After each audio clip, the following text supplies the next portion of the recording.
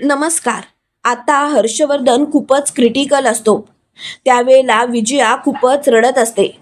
डॉक्टरांनी सगळ्यांना सांगितलेलं असतं की आता काहीच होऊ शकत नाही. खरं सांगायचं तर काय करायचं तेच कळत नाहीये. तेव्हा मात्र मोठ्यानी ऊर्जा बोलते, असं कसं बोलताय तुम्ही डॉक्टर? डॉक्टर काहीतरी पर्याय असेल ना? त्यावेळेला लगेच विजया बोलते, गप्प बस तू. तुला मध्ये मध्ये बोलायची गरज नाही आहे. हे सर्व जे काही घडतंय ना ते फक्त आणि फक्त तुझ्यामुळे घडतंय आणि त्यासाठी मी तुला कधीच माफ करणार नाही. ऊर्जा, तू जर का आमच्या आयुष्यात आलीच नसतीस तर हे सर्व झालंच नसतं. त्यावेळेला आदित्य बोलतो, मॉम प्लीज, मला तरी असं वाटतंय की हे सर्व घडवणारं दुसरंच कोणीतरी आहे. त्यावेळेला शौर्य बोलतो, दादा दादा नक्की काय म्हणायचंय तुला? त्यावेळेला लगेच आदित्य बोलतो, शौर्य, मला एवढी खात्री आहे ज्या गाडीने डॅडच्या गाडीला धक्का देण्यात आला, जोरात उडवण्यात आली, ती गाडी दुसरी तिसरी कोणाची नसून शिर्केची आहे. हे ऐकल्यानंतर शौर्य बोलतो, काय शिर्केची? तेव्हा मात्र ऊर्जा बोलते, शौर्य, मी तुला सांगितलं होतं ना, तो विक्रांत शिर्के आणि तो दिग्विजय शिर्के शांत बसणार नाही. आता मात्र आपल्याला त्याच्या तंगड्या तोडल्याच पाहिजेत. त्यावेळेला शौर्य बोलतो, जर का माझ्या डॅडच्या या परिस्थितीला तो शिर्के आणि त्याचा तो लेक जबाबदार असेल ना, तर त्याला आयुष्यातून उठवेन. तेव्हा मात्र तीर्था खूपच रडायला लागते. त्यावेळेला शौर्य बोलतो, रडतेस का तू तीर्था? रडू नकोस ना, शांत राहा. तीर्था, तुला रडायची गरजच नाहीये. तुझा हा दादा आहे ना तुझ्या सोबत. तेव्हा तीर्था बोलते, नाही, हे सर्व माझ्यामुळेच घडतंय. जर का त्या विक्रांशी माझं लग्न झालं असतं तर त्याच्या वडिलांनी आणि त्यांनी डॅडला असं उडवलंच नसतं. आज डॅड असे क्रिटिकल नसतेच. त्यावेळेला मात्र विजया बोलते, तीर्था तीर्था, असं काही नाहीये बाळा. बाळा, तू असा विचार का करतेस? अगं, या सर्व गोष्टींना ना ही ऊर्जा जबाबदार आहे. काय गरज होती त्या पद्माचं लग्न थांबवायची? जर का त्या पद्मा आणि विक्रांतचं लग्न झालं असतं तर या सर्व गोष्टी घडल्याच नसत्या. पण नाही, आपल्याला नको तिथे शहाणपणा करायचाच असतो ना. तेव्हा मात्र मोठ्याने ऊर्जा बोलते, प्लीज सासूबाई, या विषयावर आत्ता बोलण्यात इथे अर्थ नाही. आणि खरं सांगायचं तर ही परिस्थिती या गोष्टींसाठी अनुकूल नाहीये. तुम्ही प्लीज शांत राहा. तेव्हा मात्र कुमुदिनी बोलते, विजया, अगं तू कोणता विषय कुठे नेतेस? आणि हे हॉस्पिटल आहे विजया, इथे प्लीज शांतता ठेव.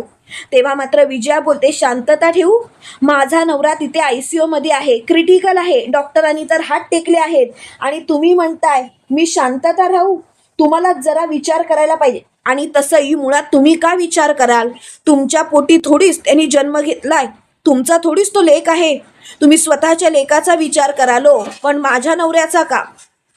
तेव्हा कुमुदिनीच्या डोळ्यात पाणी आलेलं असतं. कुमुदिनी बोलते, काय बोलतेस तू? कळतंय का तुला? हर्षवर्धन आणि माझ्या लेकामध्ये मी कधीच कधीच असा विचार केला नाही. आणि खरं सांगू का, तू ज्या पद्धतीने बोलतेस ना विजया, तू विचारच करत नाहीयेस माझ्या मनाला किती यातना होत असतील. तेव्हा मात्र विजया बोलते, बस झाला सासूबाई, मला तुमच्याशी काही एक बोलायचं नाहीये. तेव्हा मात्र मोठ्यानी कुमुदिनी बोलते, विजया विजया, तू काय करतेस ना ते तुझं तुलाच कळत नाहीये. विजया, सर्व गोष्टी थांबव, नाहीतर एक दिवस स्वतःच्या सर्व गोष्टी अंगाशी यायच्या. त्यावेळेला हॉस्पिटलमधून शौर्य मात्र तातडीने बाहेर पडलेला असतो. खूपच रागात असतो. त्यावेळेला ऊर्जाला खूपच राग येतो. ऊर्जा आदित्यला बोलते, आदित्य दादा, प्लीज प्लीज तुम्ही इथली परिस्थिती सांभाळाल का? कारण शौर्याला मला थांबवायला पाहिजे. रागाच्या भर्यात शौर्य कोणतंही पाऊल उचलायचा आणि सगळी परिस्थिती हातातून निघून जायची. तेव्हा आदित्य बोलतो, शौर्य शौर्य थांब. पण शौर्य मात्र थांबत नसतो. त्यावेळेला तो ऊर्जाला बोलतो, ऊर्जा ऊर्जा, तू काळजी करू नकोस, इथलं सगळं काही मी सांभाळेन. ऊर्जा, तू एक काम कर, तू जा, शौर्याला थांबव. कारण आता कोणत्याच गोष्टीशी लढण्याची आपली ताकद नाहीये. आता फक्त आणि फक्त आपल्याला डॅड महत्वाचे आहे. ते एकदा रिकवर झाले की आपण या गोष्टीकडे लक्ष देऊच. तेव्हा मात्र ऊर्जा बोलते, तुम्ही काळजी करू नका आदित्य दादा, मी सगळं काही नीट करेन. आणि त्यावेळेला आदित्य ऊर्जाला तिथून पाठवत असतो. त्यावेळेला लगेच मोठ्यानी विजया बोलते, काय गरज नाहीये तुला जायची. एक गोष्ट लक्षात ठेव, शौर्य माझा मुलगा आहे. कसा परिस्थितीशी सामना करायचा ना ते त्याला समजतं. पुढे पुढे कशाला करतेस? आणि एक गोष्ट मात्र लक्षात ठेवायची, कुणाला ज्ञान शिकवायच्या भानगडीत पडू नकोस. तेव्हा मात्र मोठ्याने ऊर्जा बोलते, शौर्य तुमचा मुलगा असला तरी सुद्धा तो आता माझा नवरा आहे, हे तुम्ही सुद्धा विसरू नका. आणि माझा नवरा जर का चुकीचं पाऊल टाकत असेल तर त्याला थांबवणं माझं कर्तव्य आहे. तुम्ही तुमच्या नवऱ्याचा आता विचार करताय, पण तिकडे जर का शौर्याने जाऊन त्या शिर्केवरती हात उचलला आणि त्या शिर्केने जर का पोलीस केस केली तर लवकरात लवकर शौर्याला जेलमध्ये टाकण्यात येईल. अहो, आपल्याकडे असा कोणताच पुरावा नाहीये ज्यामुळे आपण शिर्केवरचे आरोप सिद्ध करू शकू. कळतंय का तुम्हाला? कुठेही काहीही करून चालणार नाही. आणि खरं सांगायचं तर आता आपण हर्षवर्धन सरांच्या तब्येतीकडे बघायचं की या सर्व गोष्टींकडे तुम्हीच विचार करा. तेव्हा मात्र मोठ्याने विजया बोलते, झाली हिला ज्ञान दुसऱ्याला शिकवायची सुरुवात झाली. त्यावेळेला कुमुदिनी बोलते, विजया आता शांत बसा. मी मगातपासून तुझी बडबड ऐकते, याचा अर्थ प्रत्येक वेळेला तुझी बडबडच ऐकत बसेल असं नाही. तेव्हा मात्र ऊर्जा तिथून निघून गेलेली असते. इकडे शौर्य गाडीत बसून थेट शिर्केच्या घराकडे जायला निघालेला असतो. ऊर्जा सुद्धा रिक्षात बसून त्या गाडीचा पाठलाग करत असते. ती स्वतःशीच म्हणत असते, शौर्य शौर्य, मला तुझ्या मनातील राग समजतोय, तुझ्या वडिलांवरचं तुझं प्रेम सुद्धा कळतंय, पण शौर्य ही ती वेळ नाही आहे. शौर्य प्लीज स्वतःला सावर, नाहीतर नको ते करून बसशील. इकडे विक्रांत आणि शिर्के मात्र खूपच खुश असतात. अर्पिता सुद्धा तिथेच असते. अर्पिता म्हणत असते, पप्पा पप्पा, तुम्ही जो काही प्लॅन आखला तो योग्य असेल तर ठीकच आहे, पण जर का आपल्या अंगाशी येणार असेल तर? त्यावेळेला लगेच शिर्के बोलतो, काही होणार नाही बाळा. तेवढ्यात मात्र मोठ्याने शौर्य ओरडतो, शिर्के शिर्के, तुला तर आता मी सोडणारच नाही, तुझी तर आता चांगली वरात काढणार. त्यावेळेला शिर्के मात्र चांगलाच घाबरलेला असतो. त्यावेळेला शिर्के मोठ्याने बोलतो, शौर्य तू इथे काय करतोयस? शिर्के असं बोलतात शौर्य कसलाही विचार न करता शिर्केच्या अंगावर धावत जातो आणि शिर्केला मोठ्याने बोलतो, आता मात्र तुला सोडत नाही मी. आणि त्या दोघांनाही तुडवायची सुरुवात करतो. शिर्केला आणि विक्रांतला चांगलंच रक्तबंबाळ केलेलं असतं. अर्पिता शौर्याला थांबवण्याचा प्रयत्न करत असते. त्याच वेळेला ऊर्जा तिथे येते आणि ऊर्जा शौर्याला म्हणते, शौर्य थांब, तुला माझी शपथ आहे.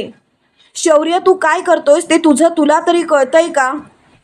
तेव्हा मात्र शौर्य मोठ्याने बोलतो, ऊर्जा तू जरा शांत बस. अगं, तिथे माझा बाप शेवटची घटका मोजत असताना मी शांत बसायचं? तूच विचार कर ऊर्जा, तू काय वागतेस ते. ऊर्जा तू असं कसं काय वागू शकतेस? त्यावेळेला ऊर्जा बोलते, शौर्य तू शांत होशील का? त्यावेळेला शिर्के बोलतो, आता मात्र मी सोडणार नाही. आता मात्र मी लवकरात लवकर तुझ्या विरोधात पोलीस कंप्लेंट करतो की नाही बघ. आता तू बघ कसा कायमचा गजाड राहतोस. जे काही केलंयस ना ते तुला भोगावंच लागेल. त्यावेळेला मात्र मोठ्याने ऊर्जा बोलते, शिर्के साहेब, तुम्ही काहीही करू शकत नाही आणि जर का तुम्ही काही करण्याचा प्रयत्न जरी केलात तर एक गोष्ट मात्र लक्षात ठेवायची, शिर्के साहेब, तुम्हाला आयुष्यातून उठवायला मला वेळ लागणार नाही. तेव्हा मात्र मोठ्याने शिर्के बोलतो, म्हणजे काय बोलायचं आहे? त्यावेळेला लगेच ऊर्जा बोलते, तुम्ही पोलीस कंप्लेंट तर करा. तुम्ही पोलीस कंप्लेंट केलीत किंवा काहीही केलं तरी सुद्धा आता तुम्ही तुमचे शेवटचे दिवस जेलमध्येच घालवाल, अशी मात्र व्यवस्था मी चांगलीच केली आहे. तेव्हा मात्र मोठ्याने शिर्के बोलतो, पुरे, आता हा विषय मला वाढवायचा नाहीये. हे बघ ऊर्जा, तुम्ही काय बोलताय ना ते मला कळत नाही आणि माझ्या घरात येऊन तुम्ही जी दादागिरी करताय ना ती थांबवा. तेव्हा लगेच शौर्य बोलतो, अरे लाज नाही वाटत तुला? असं कसं काय वागू शकतोस तू? खरंच तुझ्या या वागण्याला काहीच अर्थ नाहीये. तुझं हे वागणं मुळात बंद. त्यावेळेला लगेच शिर्के बोलतो, ए शौर्य, तू कोणाच्या घरात उभा आहेस आणि कोणाला धमकावतोयस ते कळतंय का? त्यावेळेला ऊर्जा बोलते, हो कळतंय ना. आता थोड्याच वेळात पोलीस येत असतील तुझ्या हातात बेड्या ठोकायला. काय आहे ना दिग्विजय शिर्के, जी इज्जत एवढे वर्ष कमवलीस ना ती एका झटक्यात धुळीस मिळवलीस. स्वतःच्या मुलाच्या प्रेमापोटी तू हर्षवर्धन जहागीरदार यांच्यावरती जीवघेणा हल्ला केलास. आज ते हॉस्पिटलमध्ये क्रिटिकल आहे आणि तू जे काही केलंयस ना त्याची शिक्षा मात्र तुला मिळणारच. त्याशिवाय ही ऊर्जा शौर्य जहागीरदार शांत बसणार नाही. तेव्हा मात्र शिर्के हसायला लागतो आणि म्हणतो, काय पोलीस येत आहेत माझ्या हातात बेड्या ठोकायला? माझ्या? अगं कोण समजतेस कोण तू स्वतःला? तुझी लायकी तरी आहे का? तेव्हा ऊर्जा बोलते, माझी लायकी काय आहे ना हे तुला अजून माहितीच नाही आहे. मी काय काय करू शकते ना हे अजून तुला माहिती नाही आहे. पण हे जेव्हा तुला कळेल ना तेव्हा तुझ्या पायाखालची जमीन सरकेल एवढं मात्र नक्की. आता एकच सांगेन, हे सर्व थांबव, नाहीतर तुझ्या आयुष्याची वाट लागायला वेळ लागणार नाही. त्यावेळेला मात्र शिर्के बोलतो, अगं ए ऊर्जा शिंदे. त्यावेळेला लगेच शौर्य बोलतो, बायको आहे ती माझी. तेव्हा मात्र अर्पिता बोलते, काय चाललंय शौर्य तुझं? त्यावेळेला शौर्य मोठ्याने ओरडते, तू गप्प बसशील का? उगाच तुझी नौटंकी आता माझ्या समोर नको. आणि प्लीज तुझी नौटंकी आहे ना बंद कर. अर्पिता, मी तुला शेवटचं सांगतो, ऊर्जा शौर्य जहागीरदार माझी बायको आहे, हे लक्षात ठेव आणि मनात कोरून ठेव. तेव्हा मात्र तिला खूपच राग आलेला असतो. त्याच वेळेला लगेच मोठ्या अर्पिता बोलते, बस शौर्य, तुझे हे वागणं योग्य नाहीये. शौर्य तू असं का वागतोयस? त्यावेळेला शौर्य बोलतो, तू तुझं तोंड बंद ठेव आणि आता उगाचच या गोष्टी वाढवू नकोस. मला खरंच या गोष्टीवरती वाद घालायचा नाहीये. तेव्हा मात्र तिची खूपच चिडचिड झालेली असते. त्यावेळेला ऊर्जा बोलते, अर्पिता शांत हो. अर्पिता प्लीज शौर्याला समजून घे आणि तुझ्या पप्पांनी जे काही केलंय ना ते योग्य केलं नाही. हर्षवर्धन जहागीरदार आज क्रिटिकल आहेत आणि त्यांच्या या अवस्थेला हा शिर्के जबाबदार आहे. तेव्हा शिर्के बोलतोय, ऊर्जा काय करायचंय ते कर, पोलिसांना बोलव नाहीतर आणखी तमाशा कर, तुझ्याकडे काय पुरावा आहे? तेव्हा ऊर्जा बोलते, तुम्हाला कळतंय का तुम्ही कोणाशी बोलताय? ॲडव्होकेट ऊर्जा शिंदेशी बोलताय. आता तुम्ही बघालच पुरावा काय आहे ते. आणि स्वतःच्या मोबाईलमधील CCTV फुटेज ती विक्रांत आणि शिर्केला दाखवते. तेव्हा मात्र शिर्के चांगलाच अवाक होतो. त्याला काय बोलावं तेच कळत नसतं. तो खूपच घाबरलेला असतो. त्यावेळेला शिर्के मोठ्याने बोलतो, आता सर्व काही संपलं. आता मला हा विषय ताणायचाच नाही आहे. हा विषय आता इथल्या इथे बंद करा. हे बघ ऊर्जा, उगाच गोष्टी वाढवू नकोस. त्यावेळेला ऊर्जा बोलते, शिर्के ती गाडी तुझी आहे हे स्पष्टपणे दिसतंय आणि हर्षवर्धन जहागीरदारला तूच मारण्याचा प्रयत्न केलास हे सुद्धा क्लिअर दिसतंय. आता मात्र तुला सोडणार नाही आहे. त्यावेळेला लगेच शिर्के बोलतो, हे बघ ऊर्जा, उगाच गोष्टी वाढवू नकोस. गोष्टी आत्ताच्या आता बंद कर. त्यावेळेला ऊर्जा बोलते, मला तुझं काहीच ऐकायचं नाही. आता मात्र सगळं काही स्पष्ट झालंय आणि आता तुझी वाट लागणारच. शिर्के तू संपलास. तेव्हा मात्र शिर्केला खूपच राग आलेला असतो. त्यावेळेला शिर्के बोलतो, विक्रांत हिच्या हातातील मोबाईल ओढून घे. त्यावेळेला शौर्य विक्रांतच्या सनसनीत कानाखाली मारतो आणि त्याला चांगलंच तुडवून तिथे खाली पडतो. त्यावेळेला मात्र ऊर्जा बोलते, शिर्के अरे मी वकील आहे, वकील. पुरावा जरी असा हातात घेऊन फिरत असले ना तरी त्याची कॉपी दुसरीकडे असतेच आणि हे मात्र तुला कळलंच नाही. आता मात्र तू जे काही वागलायस ना ते चुकीचं वागलायस. त्यावेळेला मात्र मोठ्याने शिर्के बोलतो, बस हे बघ, आता तू जे काही करतेस ना ते चुकीचं करतेस. त्यावेळेला लगेच ऊर्जा बोलते, शौर्य मी पोलिसांना याची खबर दिलीच आहे, पण आता मात्र तुला एक गोष्ट करायची आहे. तू प्लीज स्वतःला शांत कर. त्यावेळेला लगेच शौर्य बोलतो, खरं सांगू का, मी शांतच आहे आणि मला आता हा विषय ताणायचा नाही. प्लीज ह्या सर्व गोष्टी बंद करा. त्यावेळेला अर्पिता बोलते, हे बघ ऊर्जा, आता हे सर्व थांबवशील? आणि ऊर्जा प्लीज माझ्या डॅडबद्दल असं काही अफवा पसरू नकोस. तेव्हा मात्र ऊर्जा बोलते, अर्पिता तुझी नाटकं बंद कर. त्यावेळेला शौर्य शिर्केची कॉलर पकडतो आणि शिर्केला बोलतो, आजपर्यंत ज्या माझात या गावात फिरलास, या शहरात फिरलास, तो माझंच तुझा आता कायमचा उतरवलाय की नाही बघ. नाही ना तुला याची अगदी कठोरातली कठोर शिक्षा दिली तर बघ, माझ्या डॅडला जर का काही झालं ना तर शिर्के तुझा जीव घेईन, जीव. मग स्वतःला तू पोलिसांच्या स्वाधीन करायला सुद्धा मागे पुढे पाहणार नाही. तेव्हा मात्र ऊर्जा बोलते, शौर्य असं काही करायची गरज नाही आहे. आता मात्र सगळं काही नीट होणार.